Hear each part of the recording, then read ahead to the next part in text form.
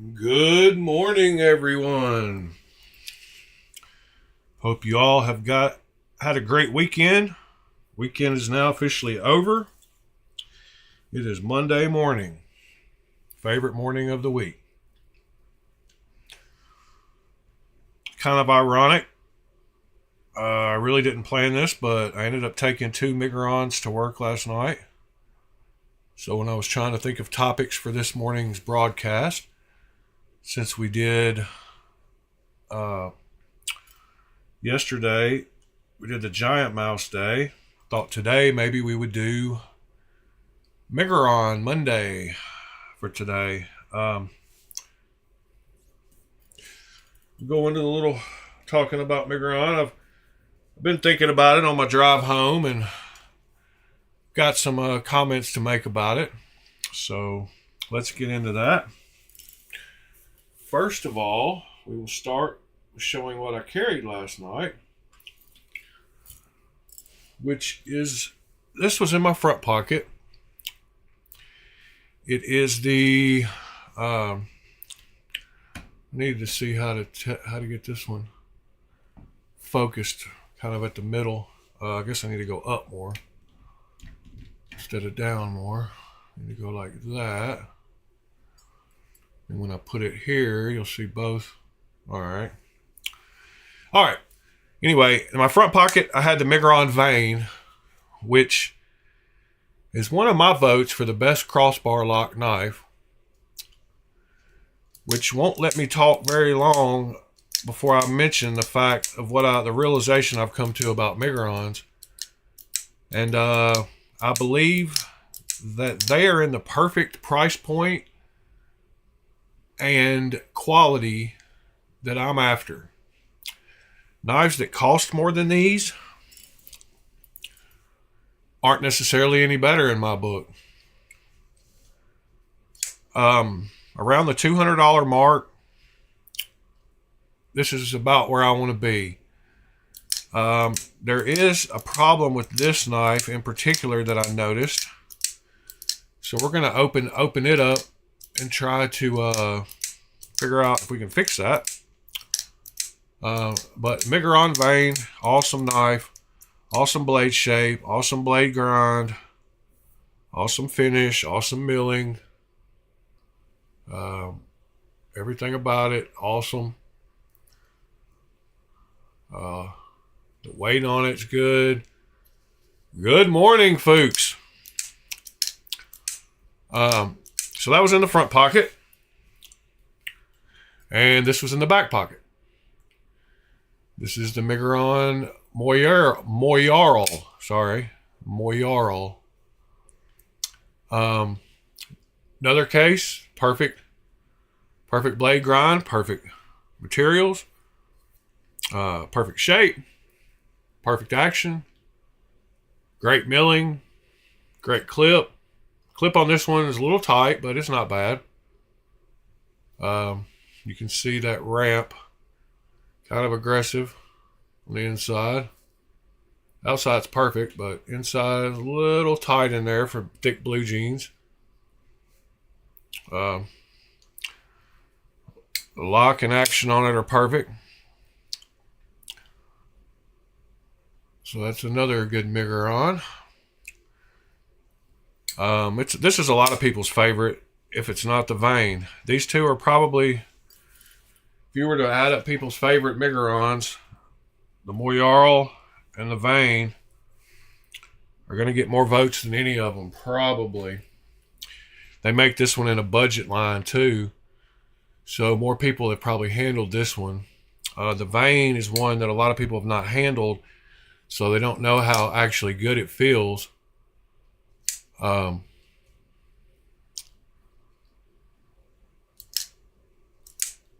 My missed memo, Miguron Monday. Yep, that's what today is, Miguron Monday for today. I don't know, maybe I'll come up with a different M next week. We're going to go over my Miguron collection. Show them on here. Talk about them. Before we get into that, though, I want to work on this one. I I say that it is the perfect crossbar lock knife, but I believe this one is getting a little bit long in the tooth, if you know what that means. And the tension on the springs is not where I want it. So it doesn't take much to shake it open. And I want a little more pressure on the Omega springs. So we're going to look and see if it's adjustable on the inside or if I might need to bend them myself. Oh, nice. Yeah, Carrier Valona. So, yeah, we're going to take it apart. We're going to see if there's a place. Sorry, I get distracted by the chat. If there's a place to adjust it, like 3 holes, multiple holes, or we might have to bend it a little bit to fix it. But either way, we're going to fix it a little bit because it's just a little stretchy, I guess. As many times as I've opened and closed this one, I can see why. So the clip on this one is better. A little more room in there, and it just kind of arches up. A little bit more material fit in there. All right, well, let's get into this knife real quick before we go on to move on to some other Migurons. I'm going to guess it's got T8s everywhere. I'm going to take the clip off just because this one's going to be one of those ones where I got to take it all the way apart because it's a Omega spring crossbar kind of knife, which is a little different than most. A little tension on the clip. All right, got the clip and it screws over there to the side. Let's get this back screw out. All right, got the back screw out. Maybe. Just not, good morning, Nick. Good morning, still addicted. Sorry, I didn't look up. Probably never will, but they do look good. What's up with that attitude, Nick? Especially after you hear what you got to say about them. Because if you get into the knife, $200 knives, you can't beat this quality and price. All right, so we're in it. A little bit different look than a lot of knives. Got some oil in it. The Omega springs. Huh. They are attached differently. No wonder it feels different because they're attached different. Can you see that there's not a hole that goes into? It looks like it wraps around another oh, no, there is a hole. There's just a pin right next to it, but there is no adjustment. So we're going to have to do our own adjustments.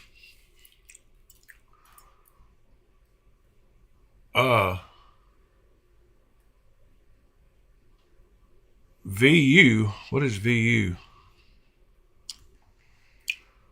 Not sure what VU is. Let me turn off this stupid suggestions thing.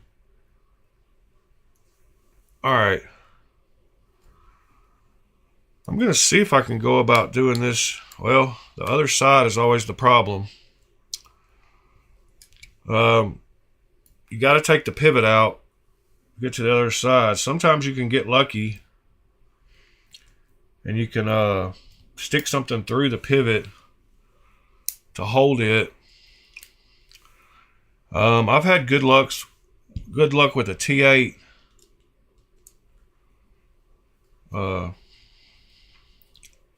screwdriver. We're going to try to use that. See if I can get this scale off. Yes, I can. Just got to get. Luckily, I've got 2 T8s. Oh, is that just spinning? What's going on there?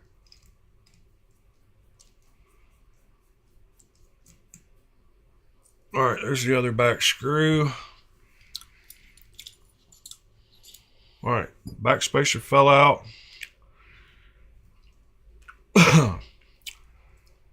And the other Omega spring. Oh, back spacer and a pin fell out. Nice. Only got one pin left. It's about to fall out too. Should just take it out, but yep.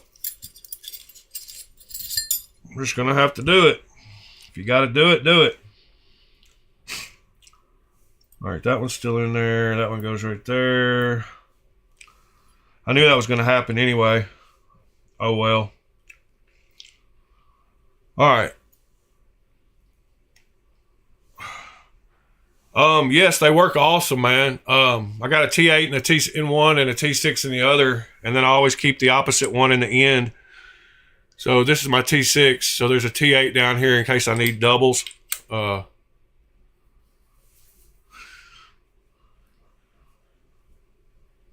right, SA, still addicted. Have a great day, man. All right, so we got our 2 Omega springs. And wow, they look quite different. Can you tell the difference in the way those are bent?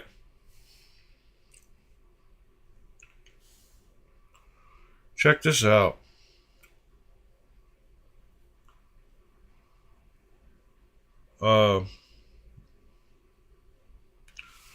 Look at the difference in the tension on those two. I believe somebody's been in here before, but this bottom one is way less pressure than the top one.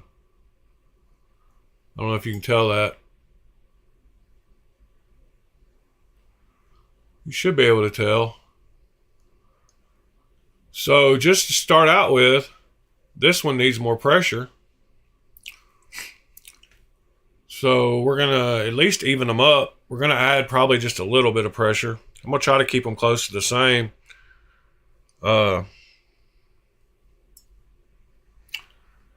I got it secondhand, yes, sir.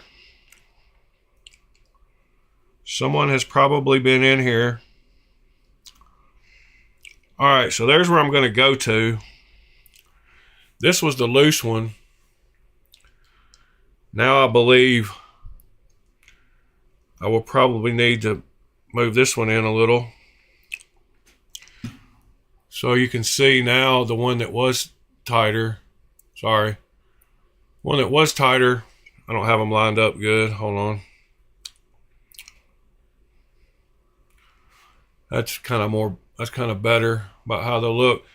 So now I'll take this one and try to get it pretty close to the first one. And I'm just kind of squeezing in on it a little bit, trying to be gentle. All right, that should be close. Let me match it up down here. Man, that's really close. Yeah, I know they break or snap. You just have to be gentle. I got them really close. Let's see. Let me put them back on my palm here. I've done this lots of times, so they're really close. That is a good question. Since I've got, they do include, hold on.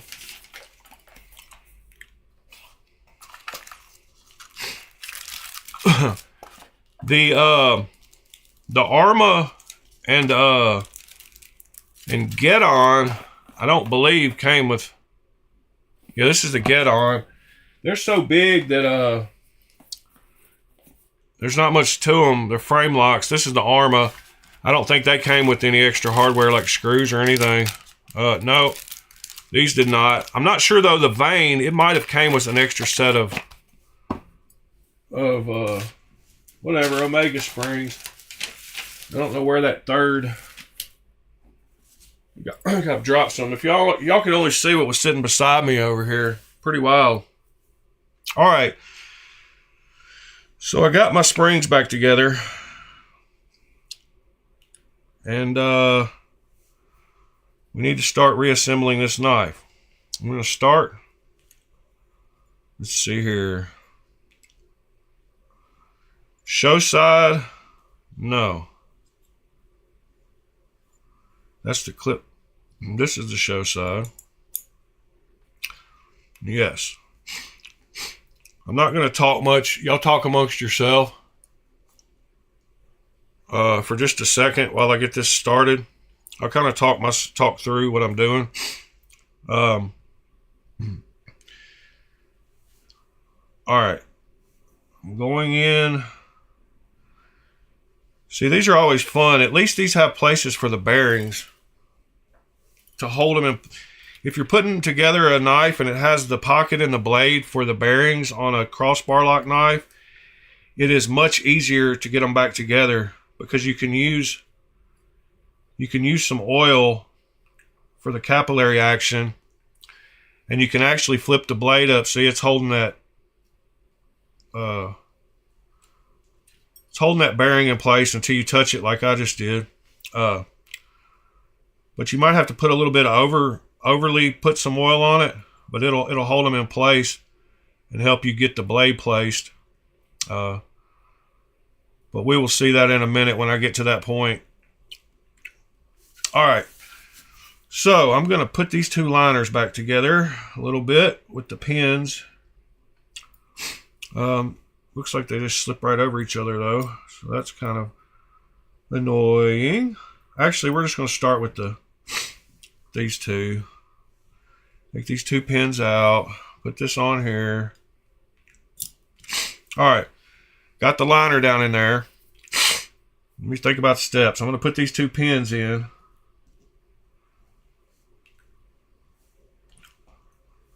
All right. Then I'm going to put the back spacer in and put one screw back in it to help hold everything together. Oh my God. Of course it just dropped on the floor. Luckily I see it. Give me just a second. Hope y'all are doing good this morning. Oh man, something I was thinking about on the drive home is having to deal with the cold weather and the snow and all that. It's just an added thing that I think creates undue stress on people. Like, I'm firmly convinced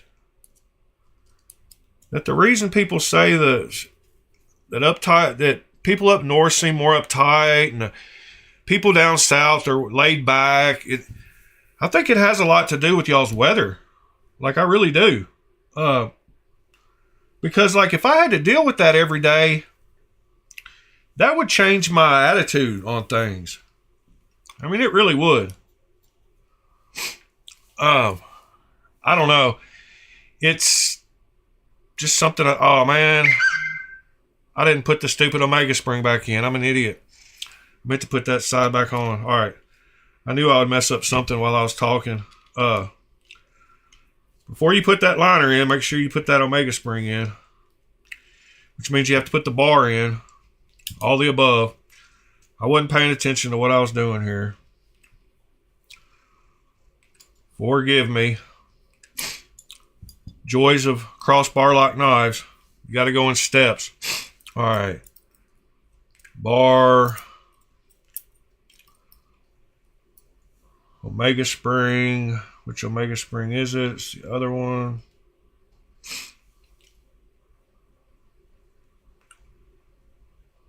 Goes up here. Nope, that was the right one. Nope, that was the wrong one. Alright, so that one right there. Alright, got one of those Omega spring. Almost in. Dang it. Hold on. Be prepared if it's your first time doing a crossbar lock knife, that it'll take a little more time than you think it might, because they are a little more difficult. Make sure I got that on the right place.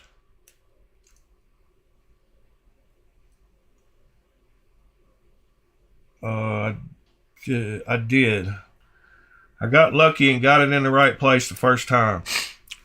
Now we're going to push it back on there. Well, sorry. Put it back in there. All right. Now we got one Omega spring. Oh my God, I put it on the wrong side of the knife. Wow, you can do that too.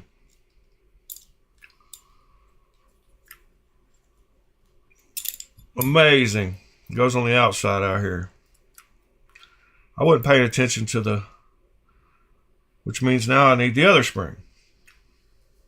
All right, let's try this one more time. Put it on the crossbar thumb stud to get it on that little channel. We'll make sure we're on the right side this time. Jeez. All right, it goes like that. So I need to be on this outside. This needs to go in, and then this needs to go into that hole right there. All right. Now we're back to where we were. Put this back on. One of the Omega springs is back there. Got the pivot on. Got the crossbar on. We'll put our pins back in. Put our screw back in the back. It's all a process. Barrel spacer in the back is going back on now.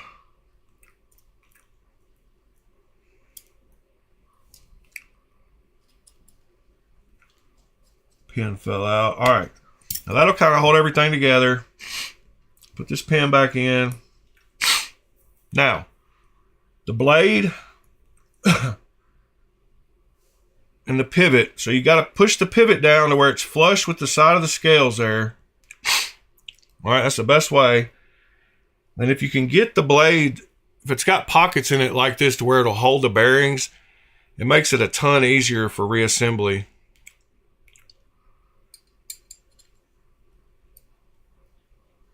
So actually, before I put the blade in, I need to get this other side on because a lot of times you have problems sliding that back in. All right, got that on. Got that on. All right. Then you can kind of hold the scales apart and slide the blade in at the same time that you push the pivot up. So let's get the blade in there. Got the blade in. Same time, we're going to push the pivot up. Come on, keep going. All right, and we got it all the way up. Got lucky. Except the back stop pin came out. It's all right. Did I totally? Oh, yeah, I did.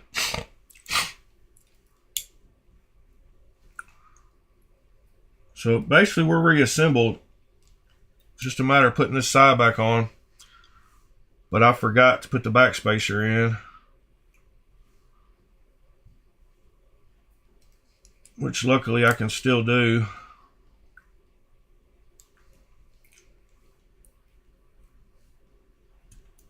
All right.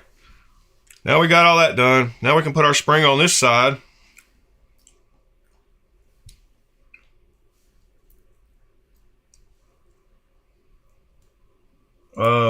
This pivot does not have a D-shaped pivot, so it's got a D shape, but it's only on the head of the screw on the other side.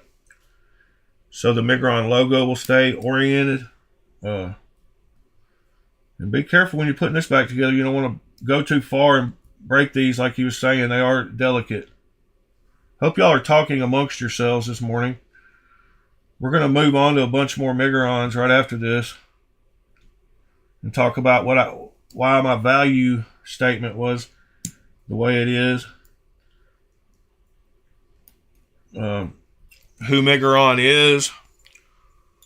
All that kind of stuff. That should be it right there. Except that this pivot needs to be turned a certain way in order for it to fall into place. So Might have to do a little finagling with that. I should have paid attention before I pushed it through, but I was so happy I got it through that I'm actually going to use a little watch tool I got. Hold on. They make these little, to take off the backs of watches, they make these little balls.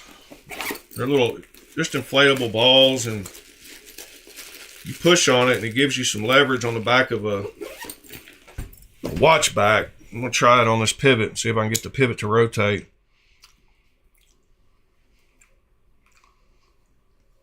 Because it's got to lock into place.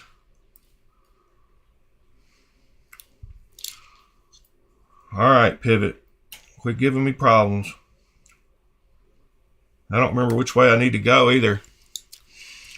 All right, I'm going to push it out a little bit so I can see where the detent is. It'll be all right. That may help you rotate it too. Let me see if I can tell where the flat spot is and where it goes. All right, there's the flat spot.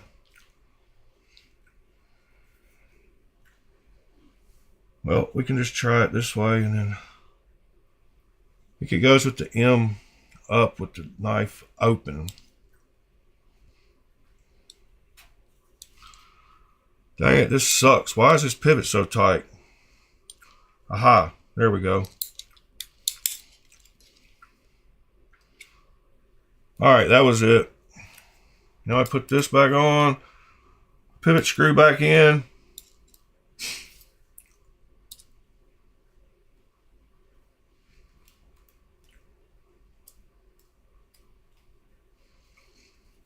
All right, put that back together.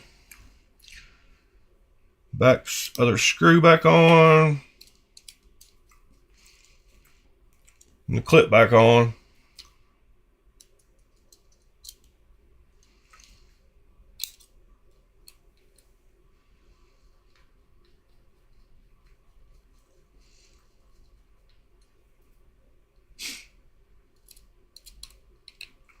I love titanium hardware because it doesn't stick to the screwdriver.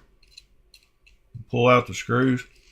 All right, back together. Blade's perfectly centered, as you can see.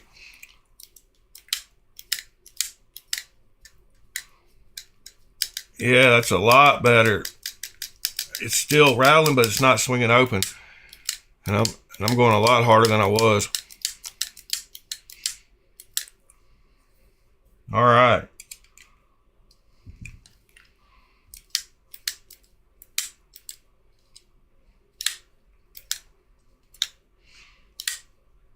All right. So on to other Migurons and why I think Miguron is such a good value. Miguron started as a Chinese clone company under the name Samir, S-A-M-I-E-R. And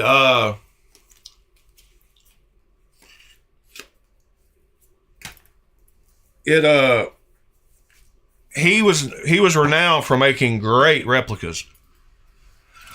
I mean, great replicas. And then all of a sudden he just disappeared one day, and people didn't know where he came from. I mean, where he went. People would ask about him. I looked at an article last night where people were talking like, where did he go? So he decided to go legit, and he started Miguron. Oh, yeah, Nick. We'll get into that in a minute. But anyway, so he started Miguron to start going legit, making his own knives. And I'm not sure which was his first knife, but he used to be a clone guy under the name Samir, and his name is Sam. And I'm buddies with a guy who's actually a dealer for him. That's how I got hooked up on the prices on these other two. Samir. So anyway, the quality you get with these is just exceptional. His milling, like the fact that he milled the inside of that get on, and and Arma. Like, he put milling lines on the inside of the weight relief pockets. I mean, it's crazy. Like the attention to detail. Like, who puts beauty milling on the inside of the scales? Like, nobody.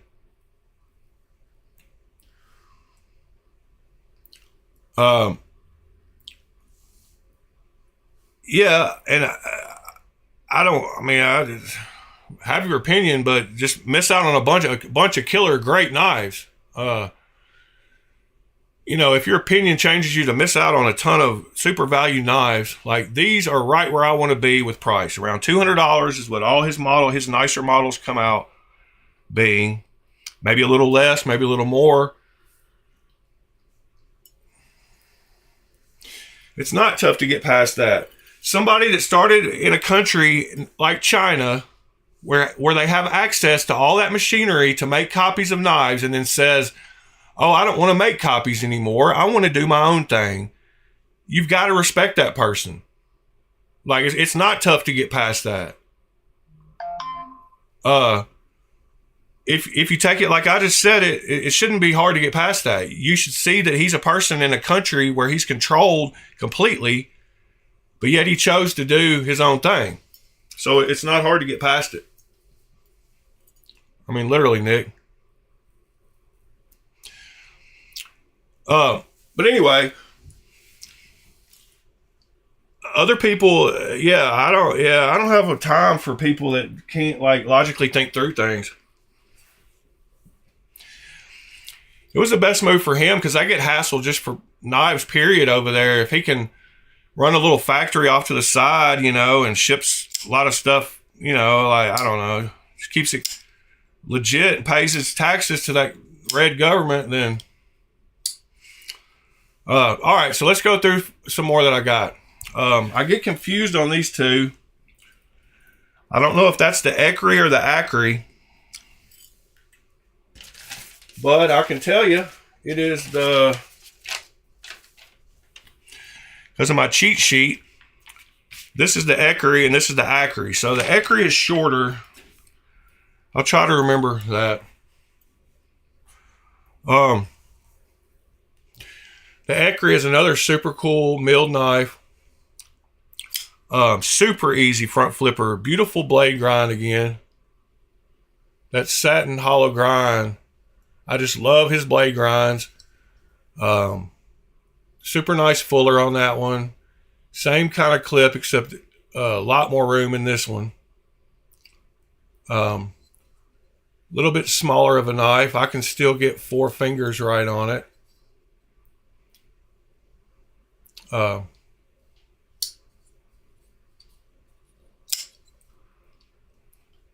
Actually, Josh, I haven't watched anybody except I caught one of LTK's Lefty's. I caught one of Lefty's streams. But man, I work literally I work 2 jobs 6 days a week. And I don't mean like split up 3 days here and 3 days there. I work 2 full jobs, 6 days each. I do medical billing during my management shift at the hotel that I work at.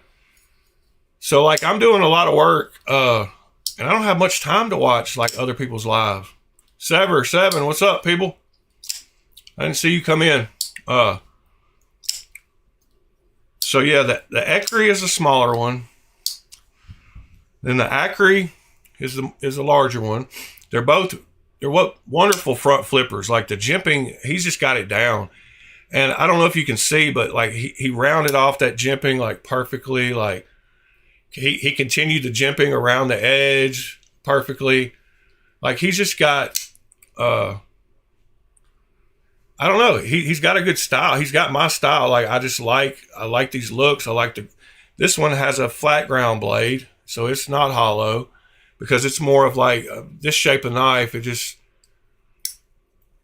don't know. It leads itself to look better in that style. Let's see. This one did have, this one, the blade shape is a little more aggressive on it. It's got more of the, reverse tanto, whatever you want to call it.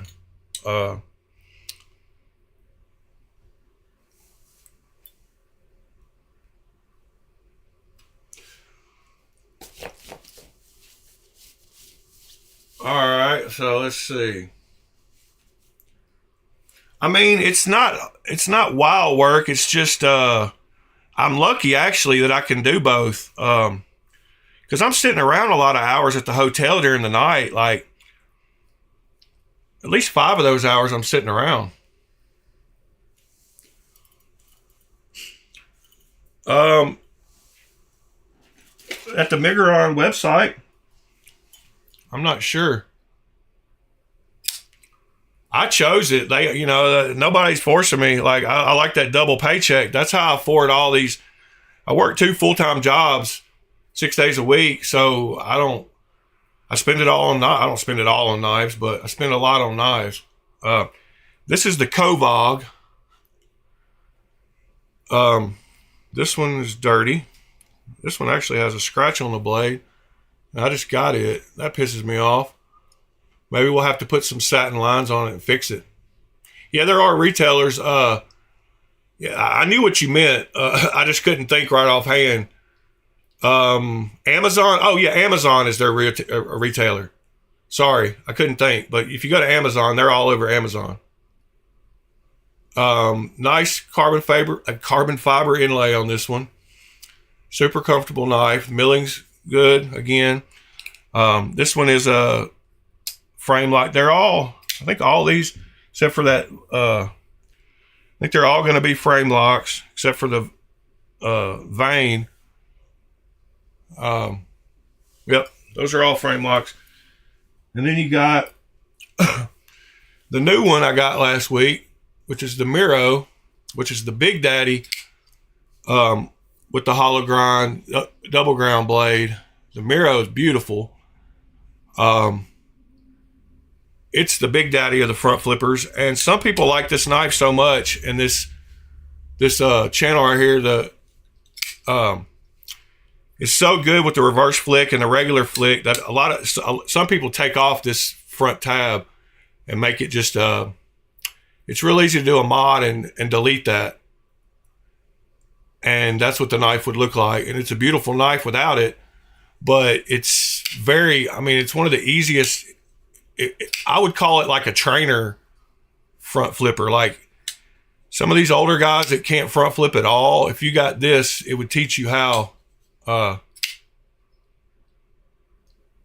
do a front flip, because of how easy it is. It's just the angle and you can just barely, it doesn't take anything, you can just, but the Miros are great. It's getting up in the bigger boy size. And then we go to the Glear, and the Glear was one of their, they do with fat carbon. I just don't. That's just not what I prefer. Like most all their models come with a fat carbon. So hold on just a second. Should have had this already up, but it's hard for me. I have to pick and choose certain models to get because of the fact that sometimes he doesn't offer a plain one. Like that's how much carbon fiber he does and inlays. The ones he shows in the picture, I don't know if he's got it broke down to where you can see all the models. No, he doesn't. But a lot of his knives have inlays. That's a bronze carbon fiber. He's got some nice, micarta. He's got lots of nice carbon fibers. That's a sweet knife right there. And the only reason I haven't bought it is because he doesn't make a plain titanium version. Like I would love that knife, and I can get them for about $25. 25% off. So about 150, 160 for that knife, maybe. Which is a great price. I mean, it's got M390. It's right at that price point that I like. There's more of his carbon fiber. There's more. The Kermu has it. That one has. The Morad has it. Oh yeah, he's got some, like the Valona. Like he's got some cheaper versions with some G10, some cool G10 patterns. Like, I mean, that's a great looking knife. That harpoon blade shape, everything about that knife is nice. And I can guarantee you his 14C is going to be heat treated perfectly. But see, he's got lots of carbon fiber. I'm just not showing any because, like, this is another one where I'm going to have to pick. I want that knife bad, so I'm going to get the black and white one. But he makes like 4 different versions of this. It's got that. It's another great front flipper, but you know it's got that big aggressive blade. I don't know. They're usually all above 3 inches. That's what she said. But on Amazon, if you just go to Amazon and type in Miguron knife,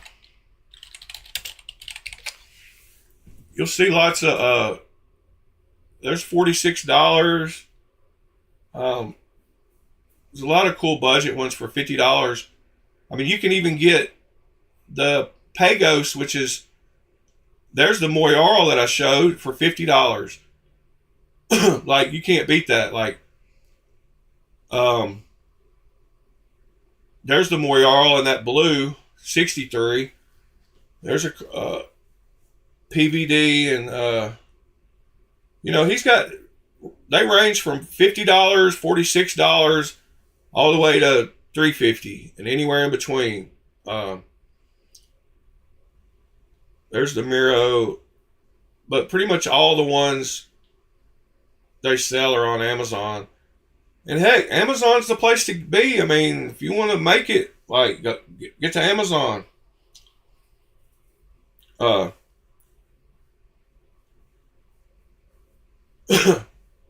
right, so back to what I was talking about. This one is the same size as that $50 Pagos one that I just showed, which is a big boy knife. Like, this one's got the straight back. The Glear was one of their first. He actually started AM8.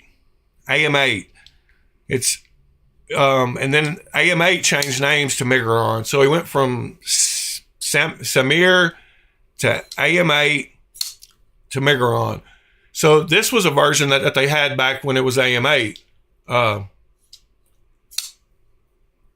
And so he just carried it on. A lot of his knives, he made a version 2, which is basically the same thing as the version 1, except the version 1 was under the name MI8. And then the version 2 was under the name Miguron. Not much differences in a lot of them, if any at all. This is another one that a lot of people do a flipper tab delete on because of how good the thumb studs are on it. And then they make two knives with the same shape handle, but different blade shapes. So this blade shape on this one, the handle shapes are pretty close to the same. Little different, but not much. But this one has a different blade shape, and this is the Gladiator, and he called it that due to the blade shape, I'm sure. This one's a bronzed. They're basically the same knife. This one's a front flipper and different blade shape, but they're real close to being the same. And then you get into some of their bigger knives. Yeah, that is pretty dumb about Massachusetts. This is a cool one. I really like the clip on this one. Yeah, that's stupid. Might have a bend in it. I might have sat on it. I don't know if it goes in. But this is a big boy right here. It almost goes across both my hands. This is called the Prayer. Preyer. And it's an older model too. I just happened to find for a good deal. And it's got 4 grinds on the end of the blade instead of just 3. It's got 2 places here and this swedge up here. And a lot of people are scared to sharpen knives like this. But all you have to do is treat these edges like they were just a different knife. Like if you're using a fixed angle, just treat this edge like it's one knife until you finish it right out here to the edge. Just keep going straight, and then turn it and do this one like it's straight. And those edges will turn out pretty good. The corners will turn out pretty good. They're not that hard to sharpen. But this is a big boy. Like this one starts getting into the next range. Let me get my keyboard out of the way. And this is the original Arma. Actually, yeah, I think this is a Model 1. I think this is a AM8, but I could be wrong on that. It could be the number 2. But this was a knife that this was one of the first like big boy knives, big chunky knives that I bought. I got this one off of Love Them Knives. It was a case where a guy had one posted for more than I wanted to pay. So I messaged LTK and said, will you offer the guy this and see if he'll take it? And the guy said yes. And so I got this one for the price I wanted to pay. If you're ever worried about trying that, it doesn't hurt to try. Like, don't just accept the price they got posted because you think that's what only thing they'll take. You gotta be happy with what you paid, and knives can't expect to maintain all their value forever. So, but this is the Arma, and it's about the same exact length as the Prayer. Turn off my phone camera for a minute. And then and then you get into the 2 that I got this week. Hold on, they're in a separate, I've been carrying them around, so I don't have them in the case yet, but they're right over here. But they're going in the case after this video. They're getting their own slot. And that's the 2 giant, ridiculous size knives. That's the Arma XL and the Get On.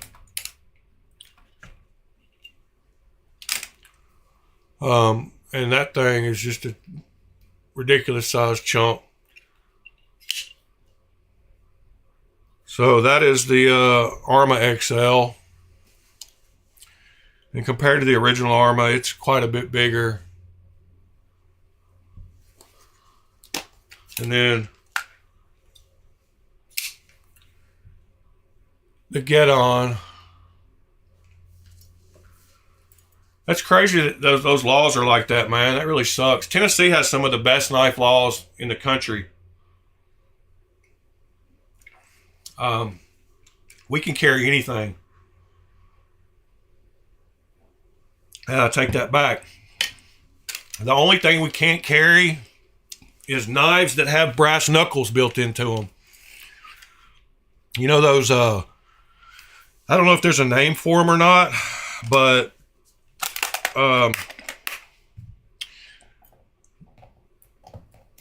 those are all Migurons. That's all the Migurons I've got, except for I've got another one, a white. I think it's a Valona. I've got a G10 one somewhere.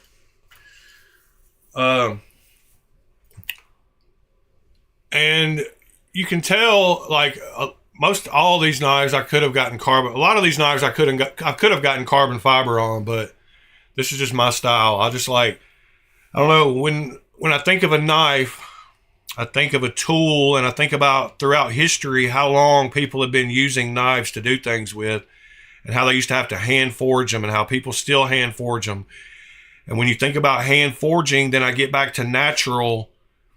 So I like my knives to not be spiced up and pretty and decorated. I want them to be utilitarian and rugged and industrial looking. And that's just my, good morning, Jim. How's it going? That's just what I think about knives.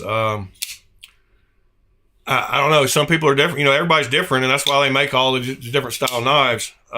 Just me, I just prefer my knives to look like industrial tool, rugged, plain. Like, I like the blue and all, and I like the gold and all, but I almost have winked these numerous times to get them back to just plain tie, but for some reason I haven't, because they're both that way and they're the only two, and they kind of match. I mean, they don't match in color, but in size and style. And so, like, I've kind of kept them as a pair.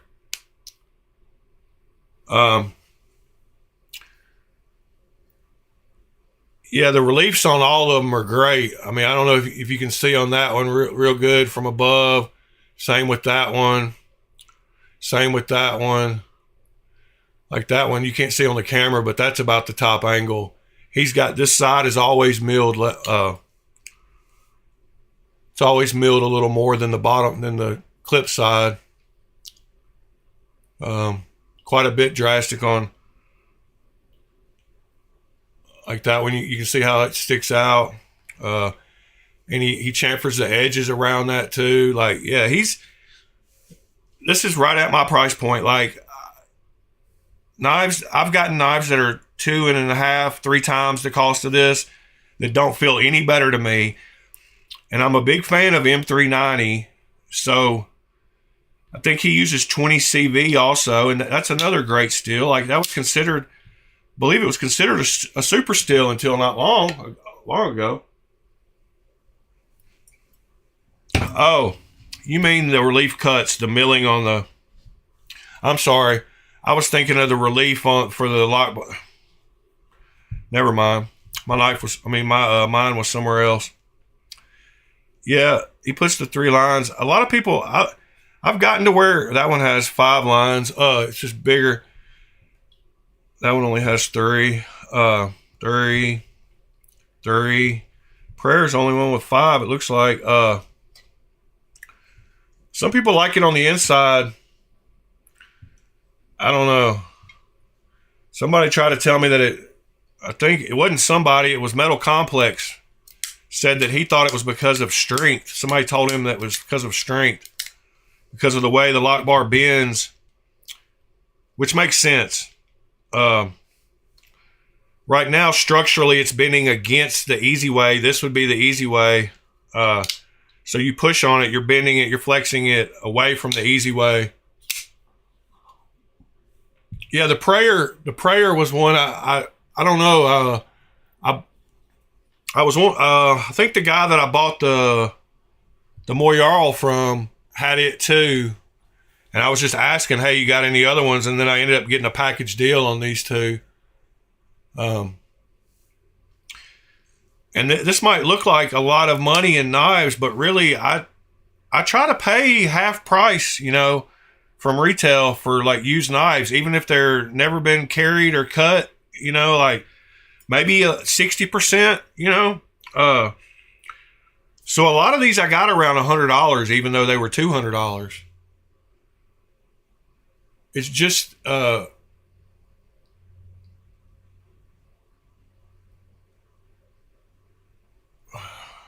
so who are you asking, Nick? I don't know who you're asking about the big batch of knives.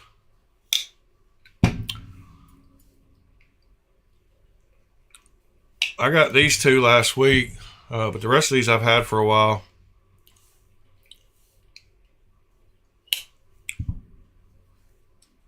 Oh, no, I didn't get it. I don't know what new big lot of knives I was supposed to get. My new lot of knives. What lot of knives did I buy?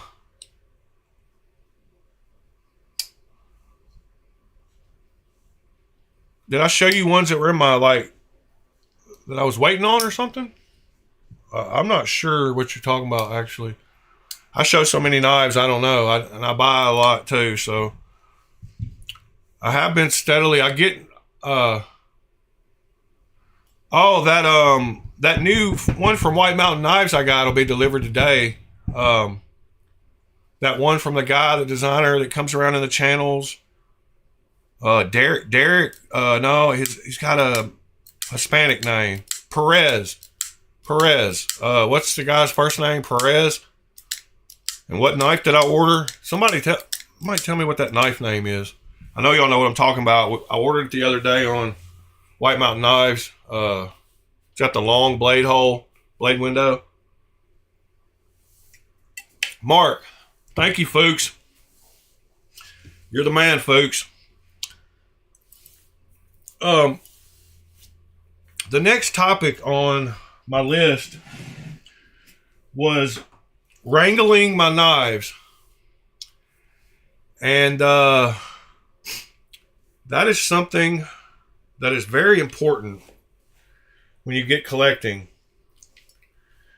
So, right here,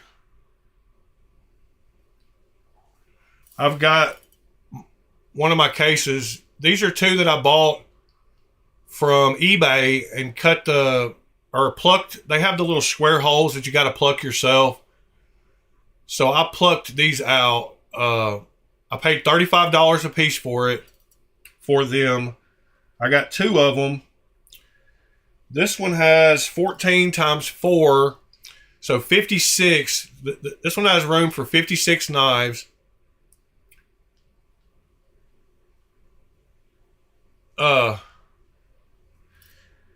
This one, I've got all those ones in the front 2 rows and 2 slots over to the 3rd row are, let me make this a little bigger, are all Kaisers. There you go. First 2 rows and those 2 back there a little further are all Kaisers. And I got a mess behind them, so excuse the mess. And then that other row that's missing is where all the Migurons go. But yeah, it's a good way. For $70, I got 2 of these cases, and I'm able to hold 56 in this one and 52 in the other one. So that's 108 knives for $70. And when I first got them, they still are. They're for my more expensive knives, full titanium. Across the back on this case is actually, I believe, all my Kubi titanium knives. Let me turn this phone off where I won't show some stuff behind it, but yeah, back here in the back, yeah, it's all my Kubi. Those are all Kubi titanium across the back. So that one I got will have to go get its home in there. And these, wow, I'm really surprised that worked. But check this out. I'll show y'all again. I'm going to kind of arrange them by size. It's just kind of how I like doing them. I've actually got all these backwards. Well, I always put the blade facing the front of the case. I don't know, you get particular once you start storing your knives. And I'm not really worried about these bumping against each other because I don't move them around too awful much. But yeah, I think I've got just enough slots now. Yep, for all 3. And I missed a slot with that one. That's all right. I'll go back and fix it. But now you can see that even those big giant ones, hold on. So even the giant 4 over there, they've still got plenty of room between them. And they go down. And the cool thing about this one is the top foam, there's quite a gap at the top. So the foam just presses on them just enough to kind of hold them in place so they don't wiggle. So even when I move them around, they're kind of pried in that top foam and they don't wiggle too much. But that's wrangling my knives.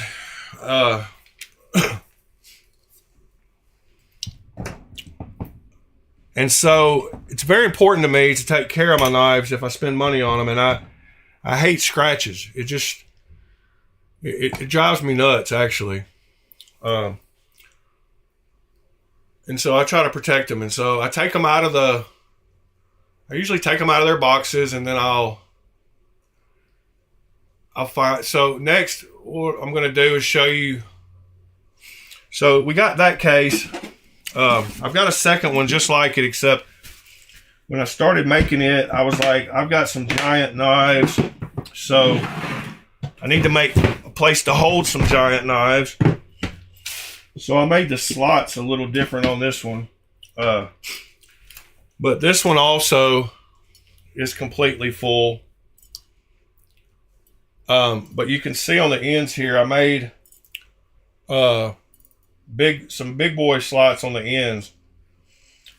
And this one has all my 2 sons. So like these first 2 rows are 2 son. And then, actually that's still a 2 son. Oh yeah, all this is 2 son and 6 leaf. All these first 3 rows. And then back here are just some random nice replicas, titanium that I have that I wanted to keep. Like there's my Shepherd, Rad Knife Shepherd. There's a San Renmu. But anyway, just some nicer stuff in here. But see, both these cases, $70, man. Like, you can't beat that for the price. I mean, really. Come on now. But actually, the way I started, excuse my phone noise, and I've got that bigger case that holds 90. That's a new case I got. So I've got 198 in those 3 cases, and they're all safe. They're all full, which sucks. I need to buy some more, but I'll show you what I do besides doing that. Oh, something else about wrangling your knives is you need to wrangle stuff like this. So all your parts, and where I've ordered tons of bearings of different sizes to swap out into knives, ones that are kind of like skiffs, ones that aren't. Like those are kind of like skiffs. These are the cheaper ones. I've got just bags and bags, but keeping up with your parts is super important too. This one's got a bunch of clips in it. Whenever you mod something and you cut off a piece, you need to keep that stuff around. So like this is a backspacer from a knife that I deleted. Yeah, if you have a whole separate toolbox for this stuff, but just make sure that you have it somewhere, you know, separate, so that you can find it when you need it, because that's important. And you know, however you do your organization, whether it's, you know, but I like having these Ziplocs, and in fact, I like having, dang it, I had a couple of extra ones. Yeah, like keep some of these sometimes when you buy your parts for the next time you need to keep little parts. And, you know, it's a totally different use for those baggies than what in a previous life. But yeah, knife parts go in these very well. Yeah, and if you do, yeah, labeling something is another great. Painter's tape's awesome. I'm going to show you the best way that I think to label stuff, and that's what we're about to get into too. So they make these little thermal labelers that are super cheap now.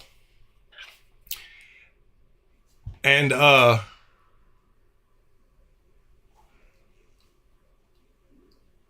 whatever would fit in them, folks. But these are so cheap now. Like, you can get these for $10.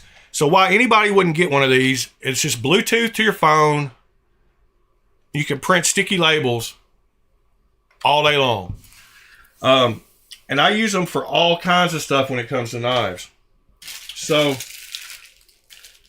the other case, like when I don't know if y'all just saw when I pulled those other 2 cases over here a second ago, they just said, I had them printed on there. It said Miguron, it said Arma XL, and it said Get On. But I print them on all my little on all these little things. I print a label to print right in the middle there. This one's empty now, so I just peeled it off. Those labels work great. And we'll get into that in a minute. I'll show you that one site that I showed y'all. Let me show you again. So, dang it, where's my keyboard? All right, that My Vipon site for promo codes, they have a ton of these things. If you just type thermal, you're going to see tons of them. Like, I got my full-size shipping label one from here, too, for like 30 or 40 bucks. But you can get these for 20 bucks. I got one of these that prints big labels. Like that white one I just showed you is just one of them. Here's another one that I got. Same brand. It's, hold on. But this website has them for super cheap. But this Nimbot one right here prints big labels. And it's got the automatic feed. But you can see how wide those labels are, and it prints them. You can see how big they are. They're pretty big. But this one has the automatic feed where if you just get it close, when you turn it on, I don't know if this one's charged, it'll automatically advance and get it ready. But they're just Bluetooth, and they're so easy to print labels on. Brand New American, what's up?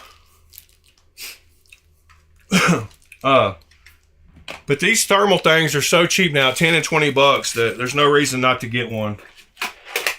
If you got kids, they love playing with them too. You can print pictures and whatever.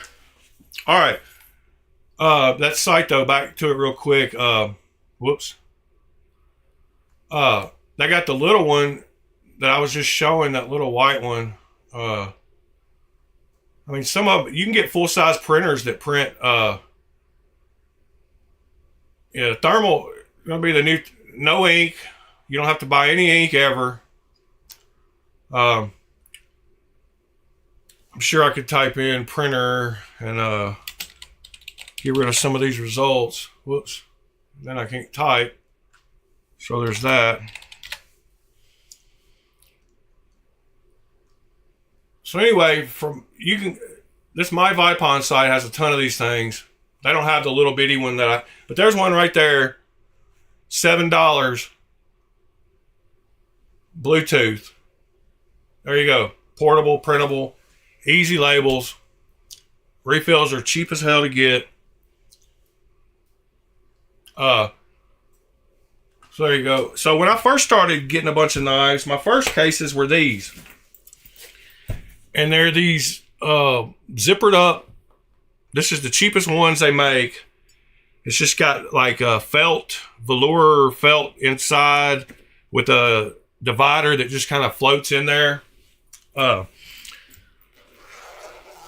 the worst possible kind that you can get. And this is a special thing that y'all are going to see here. This is my collection of little knives. And these are mini knives. And these are, I'll show you. This is a PM3. So you can see the size of these knives. They're miniature. Oops, there's my phone again. Where is my phone?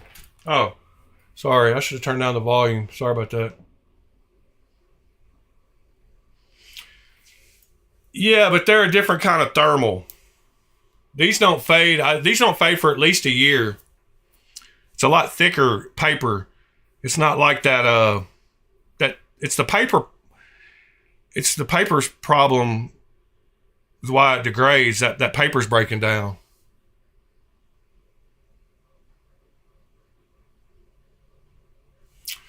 So I've got a collection going of some little knives that's super cool. So all the way from these little razor blade ones,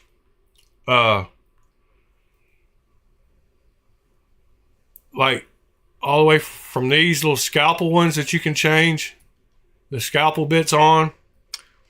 And I even have a pair of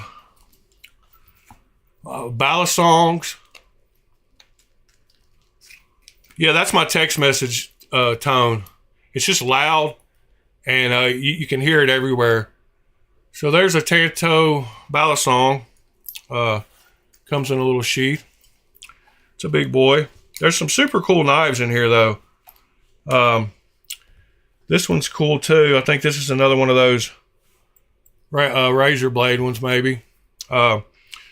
Super cool shaped ones, though. Like that one's got a hollow grind. Little knives are fun to get into. A lot of these are slip joints, but some of them are fully locking. So anyway, there's some of my little knives. And this other page, we get into what I call miniature, like not even little anymore. Like this bag has got the ones that are super tiny, even pearl. I don't know, I got on a kick. I was like, man, I could save some money if I just bought 100 of these instead of 100 real knives. Then I went back to buying real knives, so this didn't work. But some of these are cool too. Like some of these have like nice pearl inlays.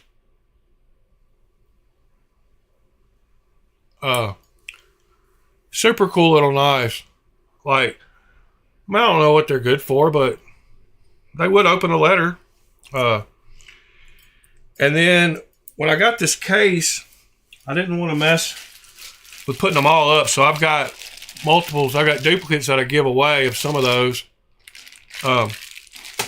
Pretty wild little collection, but these cases, don't buy these.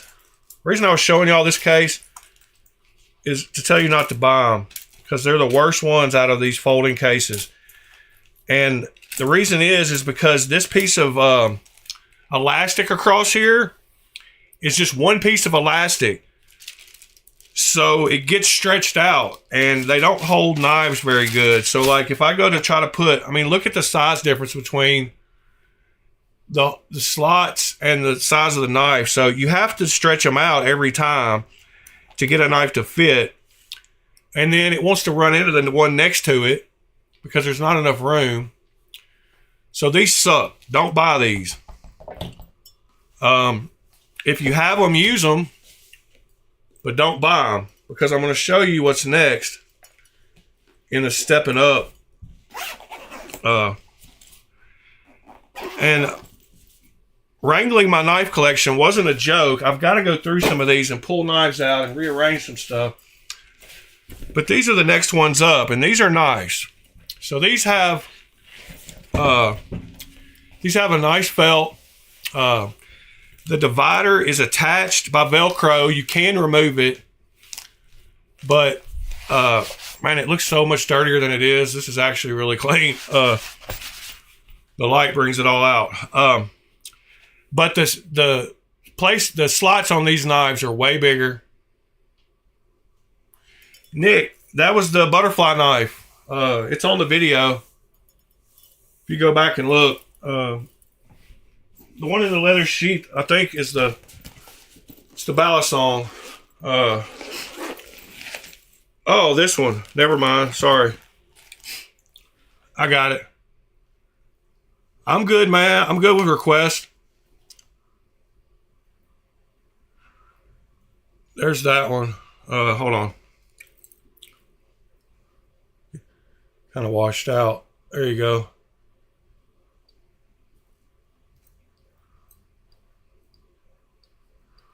And a lot of these, if I was going to, I would take the keychain thing off. I think I didn't put the keychain on a few of them.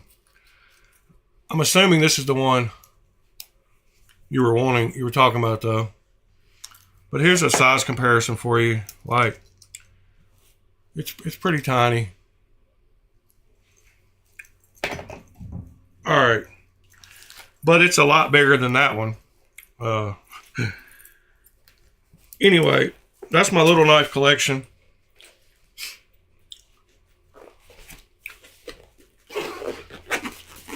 All right, Nick, back to what I was saying. These cases are the next ones up. And if you don't want to get the hard ones and you just like these hold a lot of knives. They hold 32 knives in this. And there's plenty of room. I mean, you can even see that it's a giant knife. If you don't have one of these too, it's a cheaper knife. You need to get you one of those. Anybody know what that is? You got to know what that is. The most dangerous animal in the world. It's the honey badger.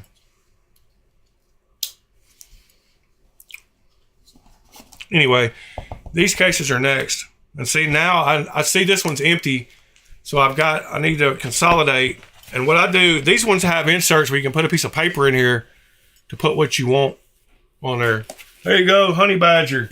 You got it. So I've got a bunch of these, and some of them have been sorted. So like these are all cheaper Amazon knives. Some of the ones that I dyed with Rit dye, so I dyed all those. Some of these are duplicates and just copies, but they're all cheaper knives. Most all these are Amazons. This is another one of those cheap ones I bought before I learned about the good ones.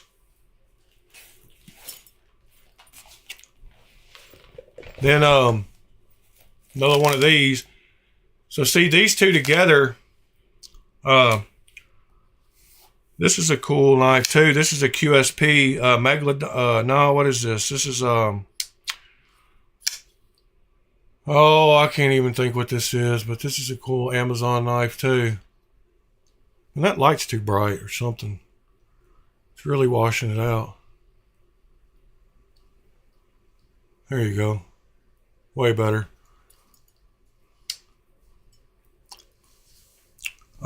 These work well though. There's no telling what knives you'll see in here. These don't really have a home, but they're about to today after I get some sorting done. But those last two cases would go together and make one case.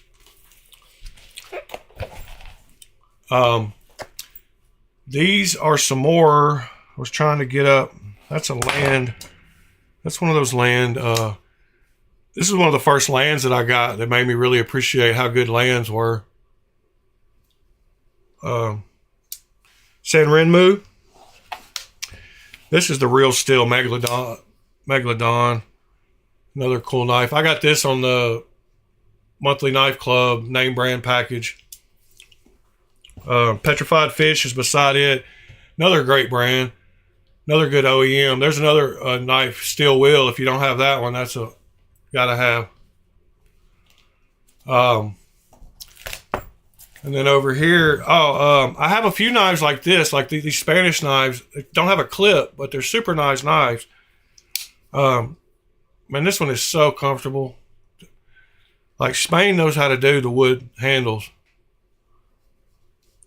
This is a cool one you can get. It's a Pandora.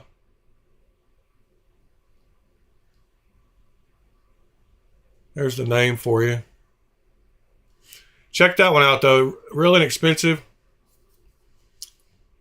It's got the old school lock. It's got some nice red. The detail on here is good. Tolerances are good. Super cool knife. Check that one out. But yeah, just more random knives. I've got a whole thing. This is a SRM that I got not long ago. No. This is something else. No? Great crossbar lock knife though. But these cases, all right, so we get through with this case. Actually, we got, might as well look at them all real quick. I got two more over here, so I got these two.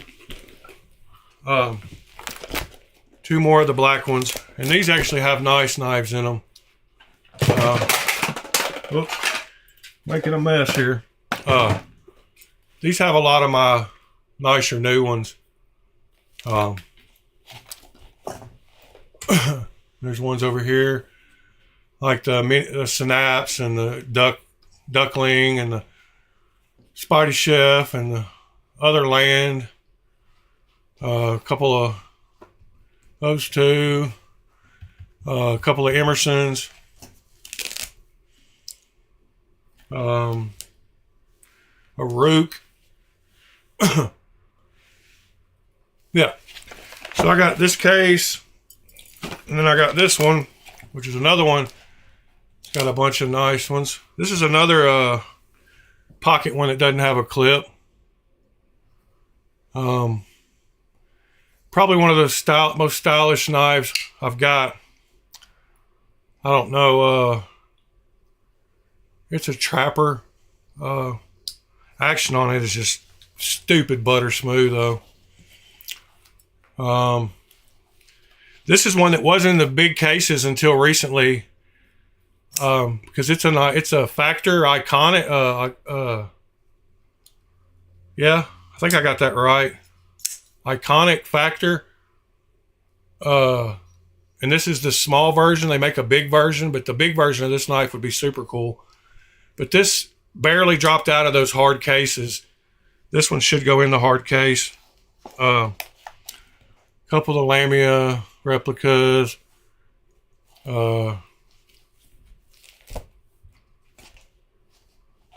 Another Chris Reeves. Yeah, just random knives. But these right here. All right, so you got those cases. Sorry. And then you move up to these cases, and they make two different sizes of these. And these are the hard ones. And this one, as you can see, this sticker says Ifengro. So this whole bag is Ifengro. What's above the Lamias? I think that was a... Oh, that's a... whatchamacallit?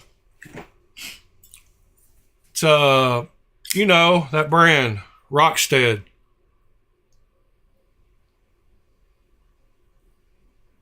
It's the Rockstead Higo, I believe. Heisen. It's the Heisen. There you go. There's the Heisen 956.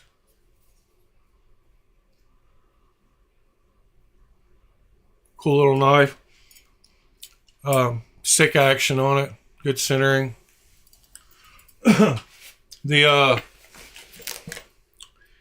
It reminds me a lot of the that Rook that was in that other bag. Rook Knives, I believe it is. This one right here. The outside of it reminds me a lot of this Rook, which is another cool front flipper. Cool little blade. There's the model numbers on it. M671 TZ, I believe.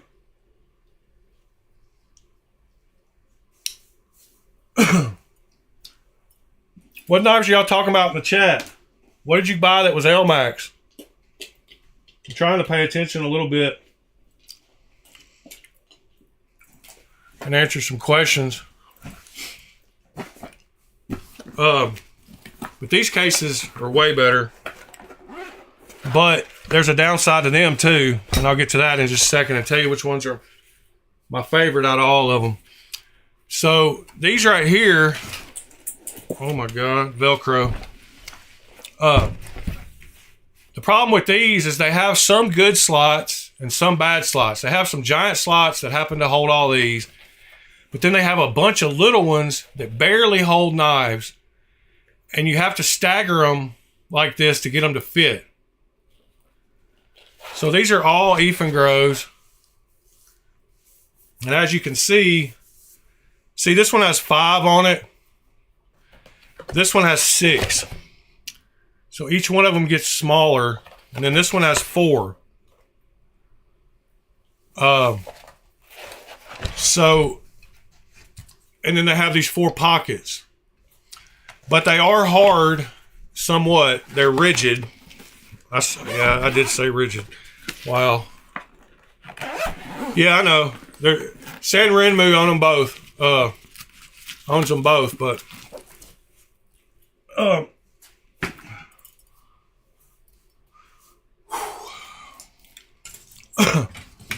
And actually, there was a wiki yesterday.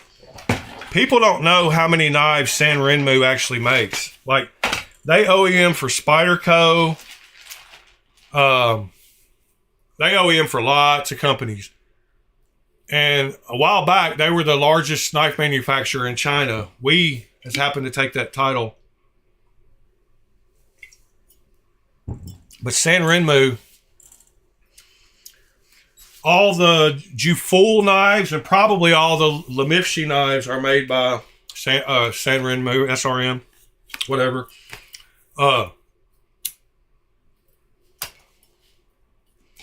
Yeah, Nick, like, check this article out. So I looked it up yesterday because I knew they'd been around a while. I didn't know they'd been around since 2012. And actually, they ended up buying out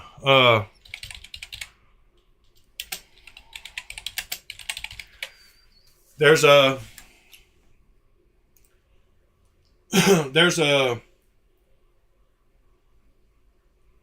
Chinese wiki.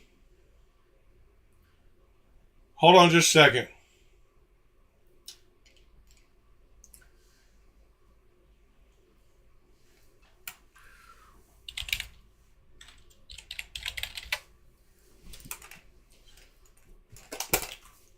Give me just a second. I'm going through something private.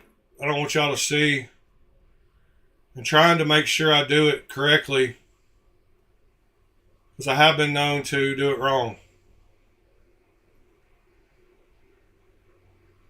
All right.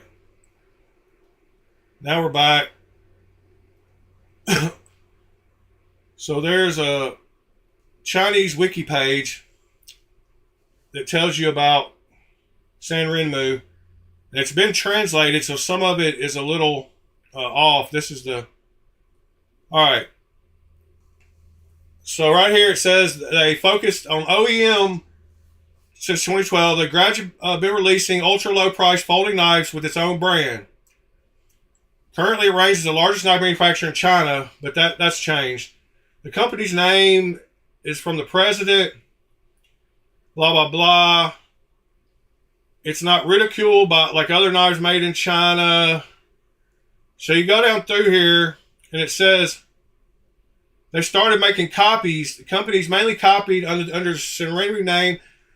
They copied Benchmade, CRKT, Chris Reeves, and Buck. Stainless steels, CNC milling. Famous companies. Okay, the president of Spyderco, I like how they spelled Spyderco, also admitted that some of its Chinese lineup was made in San Renmu. And CRKT, SOG, and Gerber also commissioned San Renmu to manufacture, and some cold steels lineups were made by San Renmu. And then they start talking about how we stepped up, and now we is the biggest. But it tells some of their copies of what they're copies of. Copy of the Buck Mini, copy of the Kershaw Cryo. But yeah, there's a english.en.namu.wiki. We'll tell you some cool stuff about Chinese stuff that you can't find other places.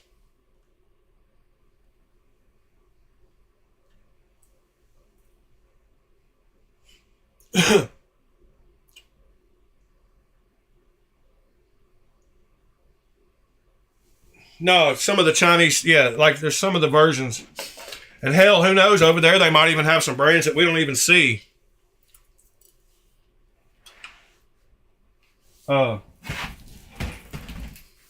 Back to the cases. There's some of them that have been thrown around that I put multiple labels on so I can see it from any side. So this is a bigger size. This is the best one because the slots on this one are better somewhat. They've only got hold on.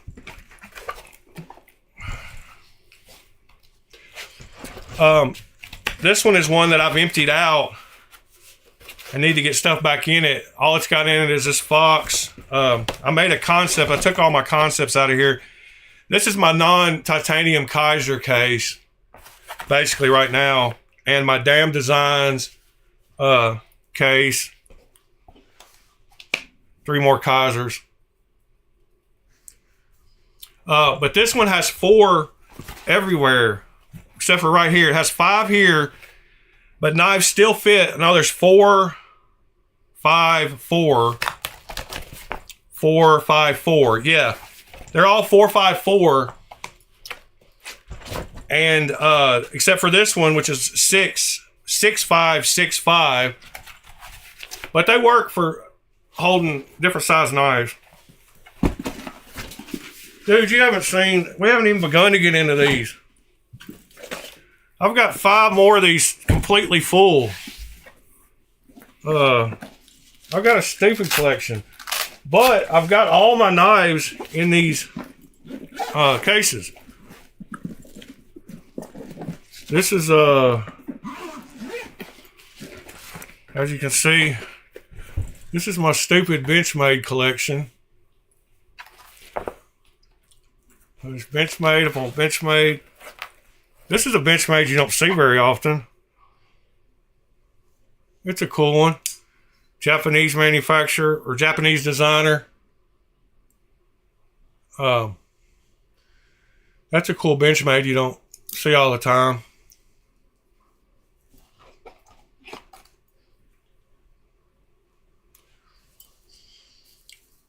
And this is one of my favorites. The man, this knife feels so good. The Mini Freak in titanium.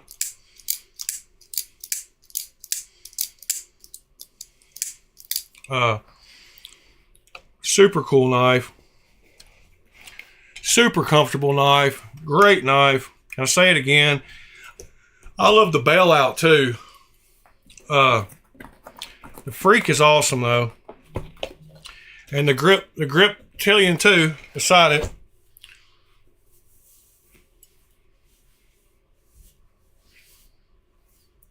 I've got all my bug outs across the bottom here, except there's one here too. Yeah, I like that Valet also. There's a few Kershaws over here. And then back here is my Extrema Ratio or whatever ratio. Crazy knives. And then some Shiros, including a green thorn one. It's got a super cool pattern on it. That's one of older models. There's something about these knives. Super cool. I'm not going to go through every case, but I've got well, hell, only got 3 more of these big ones to run through. Might as well. This is my Kuvi Civivi Sin Cut.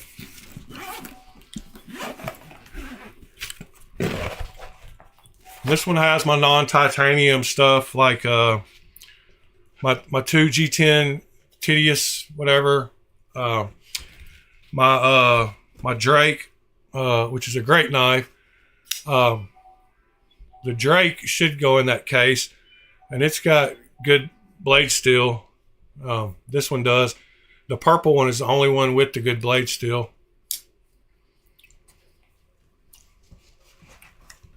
And then there's a button lock Kubi. And I got like my Civivi, my Mini Baby Banner, some more Kubis. My Cuvist goes in here because it's random. Another petrified fish that I got not long ago. A couple more Kubis. Then we got all my Civivi and Sin Cut.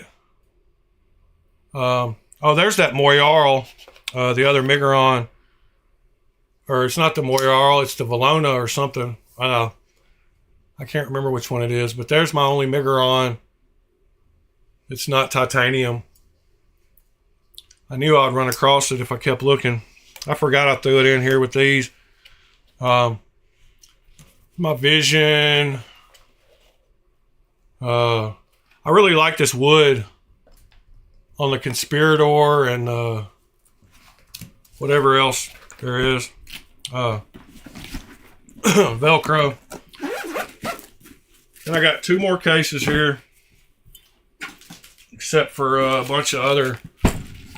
This one is Spyderco and Microtech.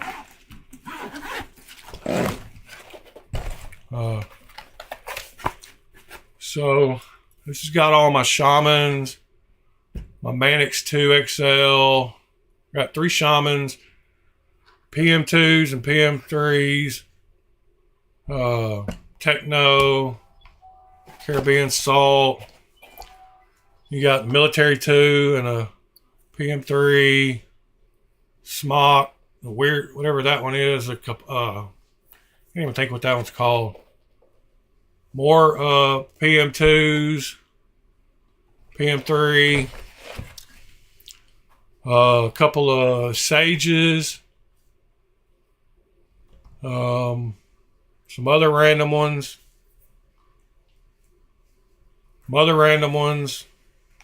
and then we got the Stitch, the Drunken, and the Capara back here, along with the Stitch and the. Oh, there's a Military 2.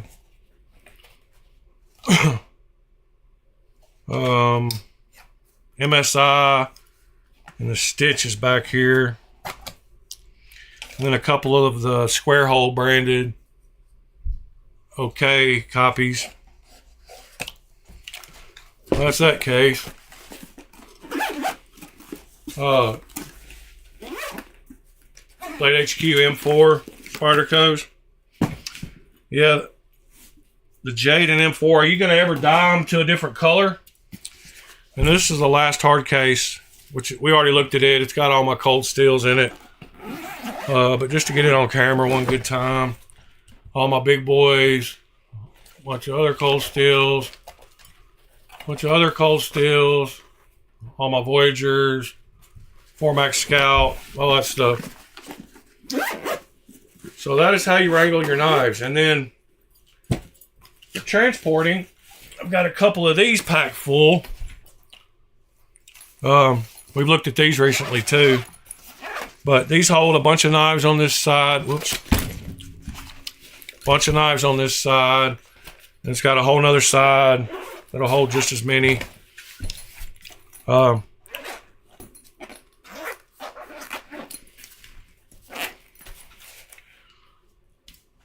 See, that one holds 20.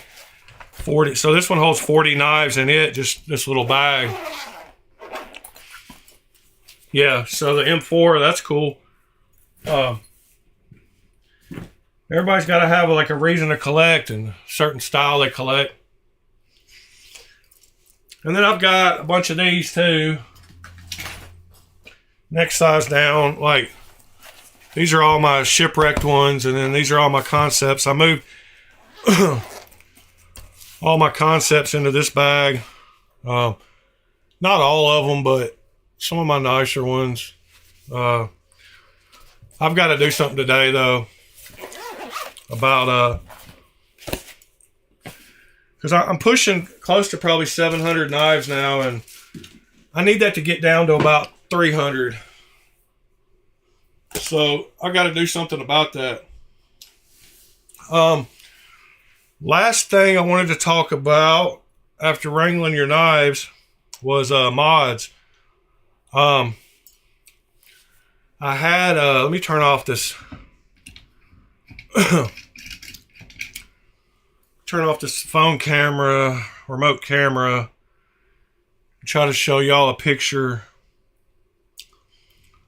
I got a folder called tab deletes, but we're going to do some mods this week, maybe on Thursday. Yeah, I just need to upload the picture. Never mind. We'll just talk about it on Thursday. But I've got a folder of all my mod and cutting off flipper tabs, before and afters of knives, all all the process and getting them smooth and evened up. And there was just some knives I wanted to talk about how much better they are to me now. It's all washed out. Let me turn off this light and see if that helps. Huh. Wonder if I wash out the whole. Yeah, there we go. That's better. You can see the one on the left has a flipper tab and no blade hole. Now it has no, on the right has no flipper tab and a blade hole. And that knife turned into a whole different knife when I did that. Another one I did that same kind of thing with. I want to be able to show people so they're not scared to do this stuff either. The top one has a giant flipper tab and no other way to open it. And the bottom one got rid of that flipper tab to make the lines on the knife way better. And has a flipper tab that a thumb stud that I put right in the label. On the other side, there's a round label. Come on. Stop being washed out. Hold on. So there's a round Demco label that I put that thumb stud right on the other side. But it makes a huge difference. And I want to show y'all so that you're scared. You won't be scared any longer. And you won't mind modifying your knives. And you won't just sell them if they got a couple of things wrong with them. We're going to fix that back spacer with the sharp point on it that was on that giant mouse from yesterday.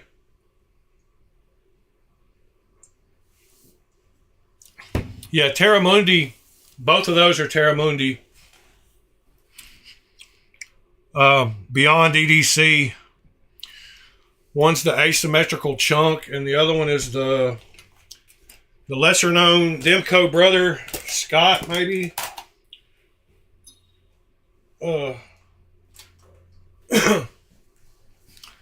Those are both great knives. I really like them. But yeah, guys. Miguron Monday. It's officially concluded. Not completely yet. I'm going to sit around and talk to y'all for a minute.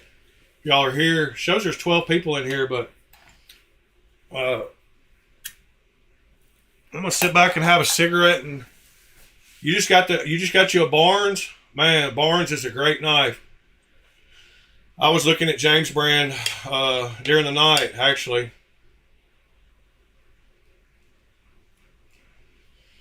Ron, I believe you already asked me that.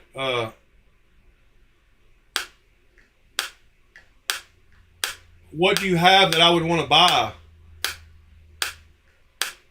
Ron?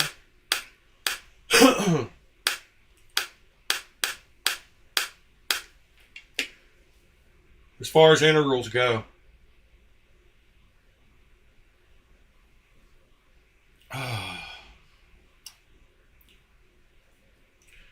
Thanks, Ron Dobbins. I can always count on you for the thumbs up.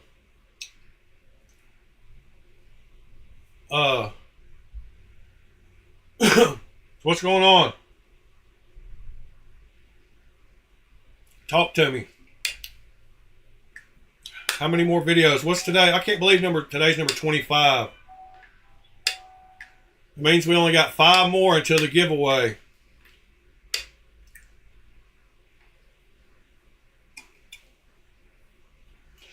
Josh, I'm going to get on some more lives, I promise. I'm going to try to support the community better than I have been. Just don't have a lot of time, but... Is the Vero Mini Isotope an integral? Or an integral? I didn't know Vero made one.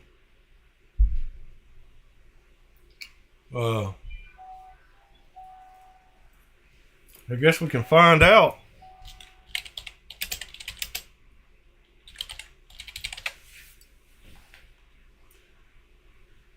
Oh, it is one piece. It is an integral.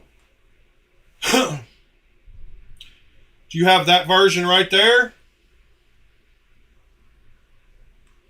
Is that the version we're talking about, Ron?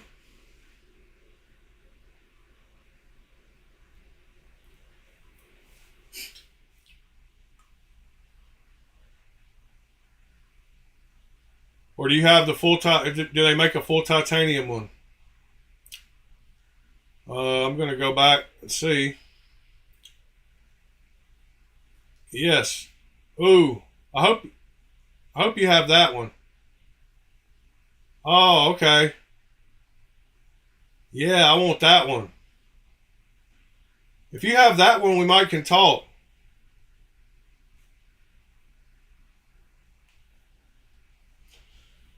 And if you heard earlier what I said I like to pay. Uh,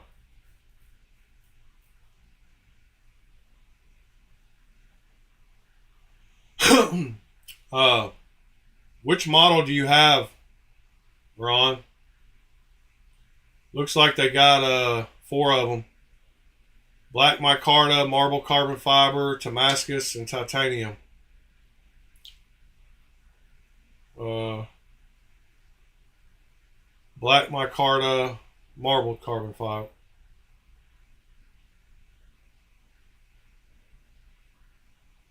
Jim Cox, what's going on? What do you have, Ron? I thought it only took like 30 seconds. My streams. Oh, okay. The black micarta, the black one. Uh, yeah. If it was the full titanium one, I might get it. I appreciate the offer. I'd like to see the back of it. Let's see. Of course, they're not going to show me the spine, are they? Even though it's one piece. Nope. Uh, there's the vortex in action. I don't know why they don't show the back of the blade. I guess I can always look at a YouTube video, huh?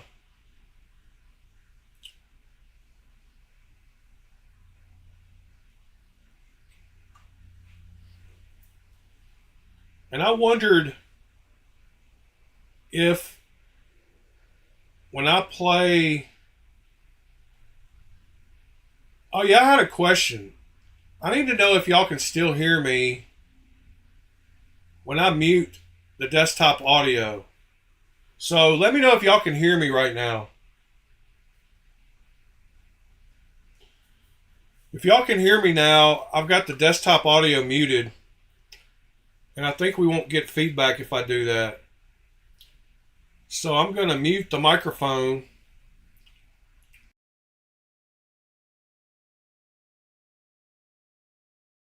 Is this really long patch on top on the handle, titanium inlay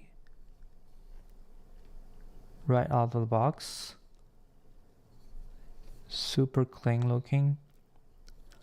This one is actually an integral design, which means it's a one piece of titanium on the handle, and it's a flipper, and also there's a cutout here for you to reverse flick it. Check out the centering step.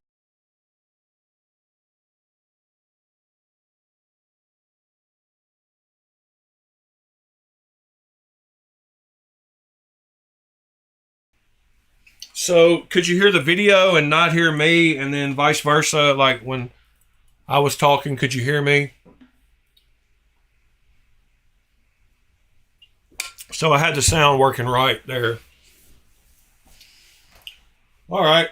Thank you for that. Anything else we need to look at today? Jim Cox, you got a suggestion of something we look at? Sever 7. Knives are live. Appreciate y'all letting me know y'all could hear me. I mean, I can pretty much see the levels, so if I see the levels, I think part of the problem is when I had those guys on the other day on the Discord, the desktop audio was recording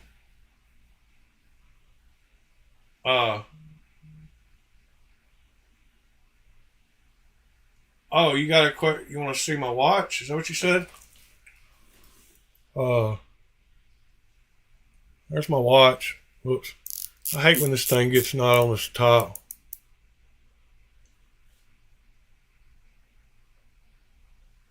Or maybe you meant it's a Sea Dweller, James Cameron, blue and black. It's a watch.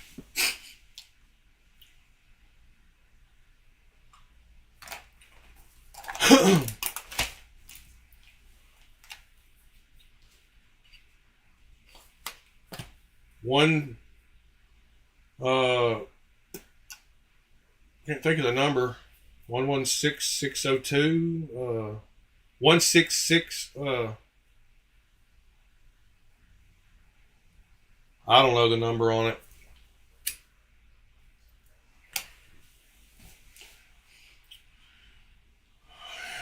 Man, my coffee was good this morning. Y'all enjoy y'all's coffee?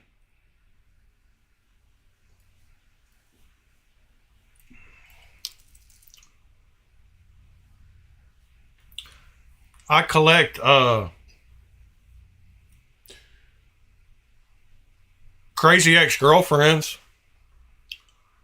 Um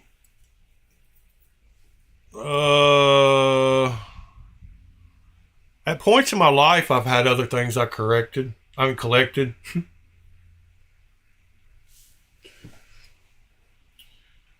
to get into flashlights more.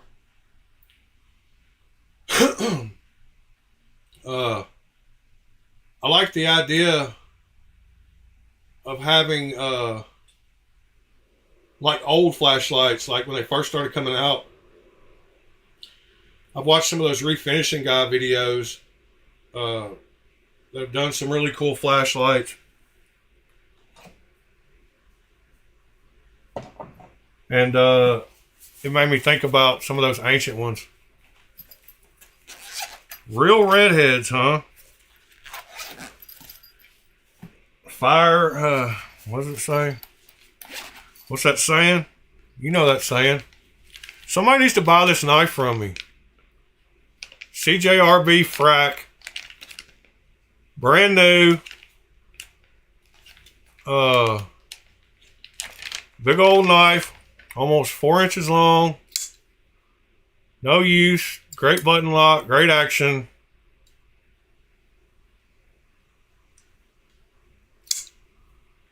Ron Dobbins. I only have this one. 6-leaf. Cool pry bar with the ferro rod in the back here. Pry bar, wrenches, bottle opener. You can use this for the ferro rod. Super cool little one.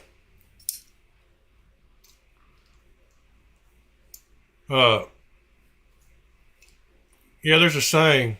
Fire on the head. It's not does the carpet match the drapes? It's something about bed.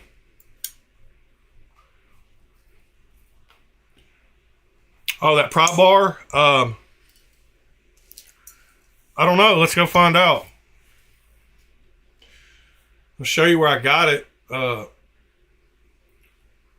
got it from eBay.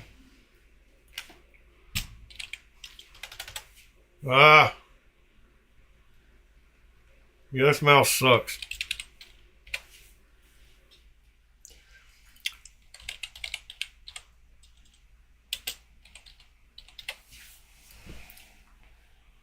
Yes, sir. There it is, right there.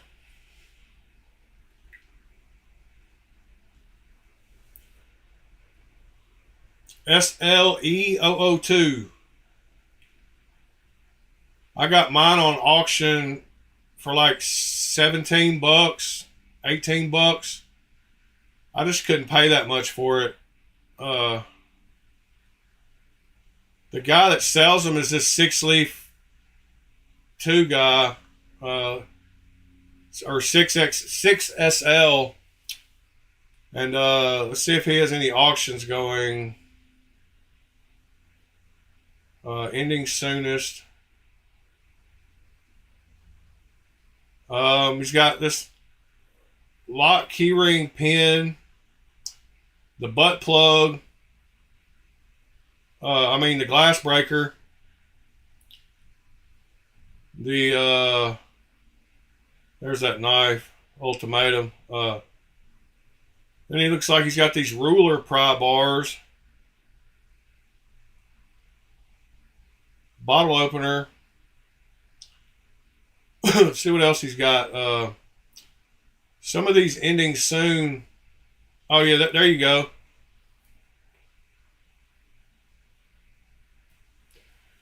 There's a few cool ones.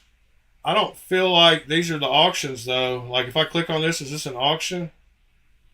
No, that's not an auction. So when I went to ending soonest, all right, here we go. Sorry. I went to the wrong place. He doesn't have any on auction right now, but he did a while back. There's another seller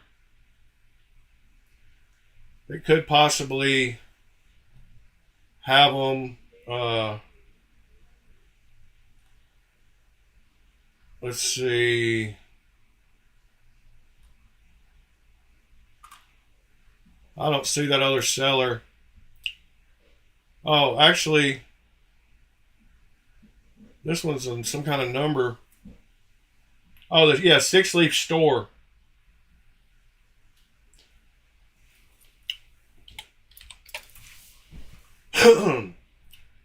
So those are the only two he's got right now. But I'm sure you could message him and offer him $25 for that and he'd take it.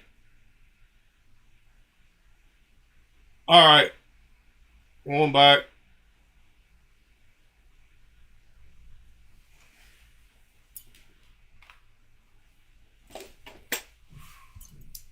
Yeah, the clip's cool.